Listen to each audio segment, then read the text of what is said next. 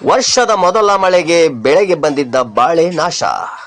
ಬೇಸಿಗೆ ಬಿಸಿ ಹೆಚ್ಚಾದಂತೆಲ್ಲ ಜನರು ತತ್ತರಗೊಂಡಿದ್ದು ಮಳೆಗಾಗಿ ಧರೆಯೇ ಕಾದು ಕುಳಿತಿದೆ. ಮಳೆ ಬಾರದಿದ್ದರೂ ಕೇಡು, ಮಳೆ ಬಂದರೂ ಕೇಡು ಎಂಬಂತಹ ಸ್ಥಿತಿ ರೈತರಲ್ಲಿ ನಿರ್ಮಾಣವಾಗಿದೆ. ಬರದಿದ್ರೆ ಬರಗಾಲ, ಬಂದ್ರೆ ಅತಿವೃಷ್ಟಿ ಎಂಬಂತೆ ಶನಿವಾರ ಸಂಜೆ ಸುರಿದ ಬಿರುಗಾಳಿ ಸಹಿತ ಗಾಳಿ ಮಳೆಗೆ ತುಮಕೂರು ಜಿಲ್ಲೆ ಶಿರಾ ತಾಲೂಕು ಬುಕ್ಕಾಪಟ್ಟಣ ಹೋಬಳಿಯ ಮಂಗನಹಳ್ಳಿ ಗ್ರಾಮದಲ್ಲಿ ಫಸಲಿಗೆ ಬಂದಿದ್ದ ಬಾಳೆ ಗಿಡಗಳು ಮುರಿದು ಬಿದ್ದ ಪರಿಣಾಮ ಲಕ್ಷಾಂತರ ರೂಪಾಯಿ ನಷ್ಟಕ್ಕೆ ಒಳಗಾದ ಘಟನೆ ನಡೆದಿದೆ. ಶನಿವಾರ ಸಂಜೆ ಸುರಿದ ಬಿರುಗಾಳಿ ಸಹಿತ ಗಾಳಿ ಮಳೆಗೆ ಬುಕ್ಕಾಪಟ್ಟಣ ಹೋಬಳಿ ಮಂಗನಹಳ್ಳಿ ಗ್ರಾಮದ ಸರ್ವೆ ನಂಬರ್ 4ರಲ್ಲಿ ಕೆಜಿ ಗುರುರಾಜು ಬಿನ್ ಕೆಬಿ ಗೋವಿಂದಪ್ಪರವರ 1.5 ಎಕರೆ ಜಮೀನಿನಲ್ಲಿ ಬೆಳೆದಿದ್ದ ಫಸಲಿಗೆ ಬಂದ ಬಾಳೆ ಗಿಡಗಳು ನೆಲಕ್ಕುರುಳಿದ್ದು ಲಕ್ಷಾಂತರ ರೂಪಾಯಿ ಹಾನಿಗೊಳಗಾಗಿದೆ.